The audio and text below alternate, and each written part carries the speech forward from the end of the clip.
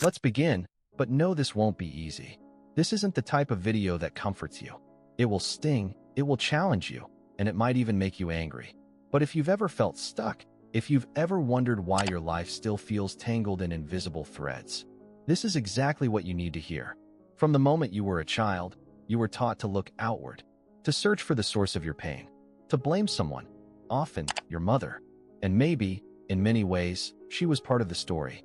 But what no one told you is this. It's not your mother who's still holding you back. It's what your mind did with her. This isn't about blame. It's about courage, the courage to look within. Carl Jung had a name for this unseen force, the mother complex. Not just a label, but a deeply embedded emotional map formed long before you had language. It's a pattern, a shadow, a voice you didn't choose, but one that still echoes in everything you do.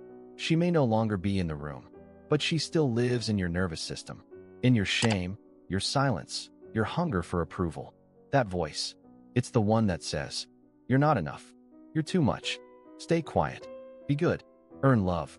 And the cruelest part is, it isn't even your voice. It's inherited, etched into your emotional DNA like a scar. You're not broken, but you are repeating. And that repetition becomes your suffering. In relationships, in boundaries you can't set, in the way you abandon yourself to be accepted. But here's the truth you've been avoiding. Healing isn't waiting for your mother to change. Healing begins the moment you stop expecting her to. Here's the paradox. You think you're angry at your mother. You think you're healing by analyzing her, blaming her, forgiving her. But most of the time, you're not even seeing her. You're seeing a myth, a projection, a ghost stitched together from childhood pain, unmet needs, and the silence of moments that should have been filled with love. Carl Jung warned us, if we don't make the unconscious conscious, it will rule our lives, and we will call it fate. This is that moment. What you're reacting to isn't your mother. It's the shadow of her that lives inside your psyche. This internal figure, this mother archetype, is not just the woman who gave you life. She's a symbol. She represents nourishment, safety, emotional identity. But when distorted, she becomes control, dependency, fear. And without integration, that archetype governs your decisions, your relationships, your self-worth, without you even realizing it. How do you know this myth still controls you? You overreact to rejection. You crumble when someone disapproves. You chase love that feels like punishment, because that's the love you learned to accept. You look for comfort in people who remind you of her chaos, not because you enjoy it, but because you've been trained to survive inside it. This is the most tragic part of the mother complex. It doesn't only shape how you see your mother, it shapes how you see yourself. And until you separate who she actually is from the story you created around her, you will be loyal to that story, even if it kills you. There's something darker, more hidden, more dangerous than resentment. It's not hate that keeps you tied to your past. It's unconscious loyalty, that secret vow you made, without words, without knowing. I will not be happier than you. I will not heal if you didn't. I won't shine if you had to live in darkness. This vow was never spoken, but it's written all over your choices. Every time you sabotage your success, every time you shrink in relationships, every time you carry guilt when things go right. You're not doing this because you're broken. You're doing it because part of you believes that joy would betray her, that if you grow, you leave her behind. But here's the truth. Your suffering doesn't save her. Your pain doesn't redeem her. Your guilt doesn't prove your love. And here's the paradox. You think you're staying loyal to your mother, but in reality, you're staying loyal to her wounds. And that is not love. That is entrapment. Carl Jung knew this trap. He called it the danger of unconscious identification with the parent archetype. When we confuse our identity with their story, we stop living our own. We become echoes, repetition machines. So let me ask you, how many of your decisions are truly yours? And how many are just silent ways to say, "Mom, I haven't forgotten your pain"? Freedom doesn't come from abandoning her. It comes from refusing to abandon yourself any longer. You keep waiting for her to change. For one day she might say, "I'm sorry. I see your pain. I should have protected you." But she won't. Or maybe she already did, and it still wasn't enough. Because the healing you longed for was never about her. It was about what you learned to deny in yourself.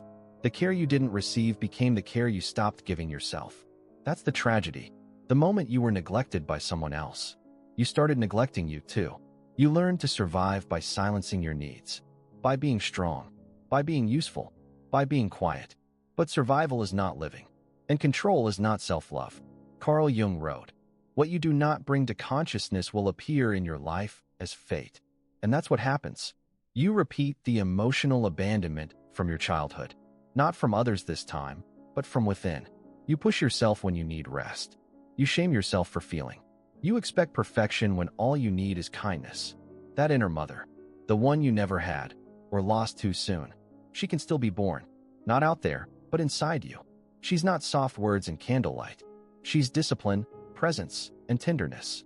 She's the voice that says, you don't have to earn rest. You don't have to prove worth. You don't have to be anyone else but you. That's the mother you were missing. And that's the one you must become. Now you understand why many times you didn't know who you really were. Why it was so hard to be at peace with yourself. Because you lived inhabited by voices that weren't yours. Burdened by needs that weren't born with you. Reacting from a pain that came from generations ago.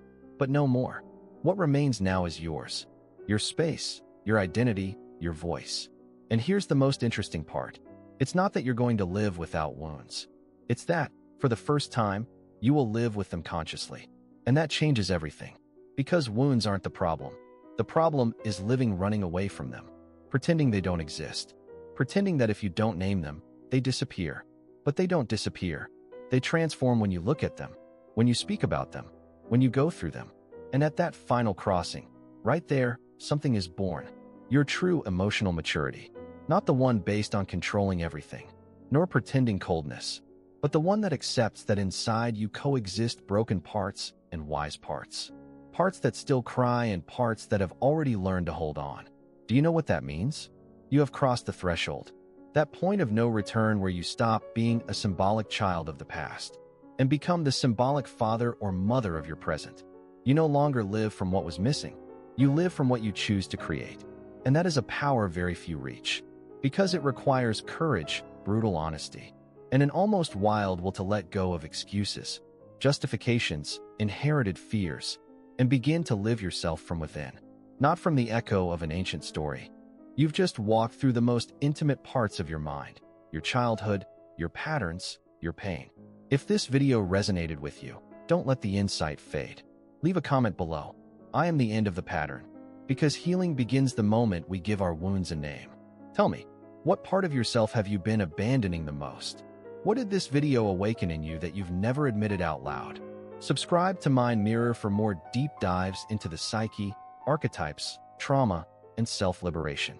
The next video will go even deeper into how we choose partners based on the unconscious image of our parents. Because knowing isn't healing, but awareness is where healing begins.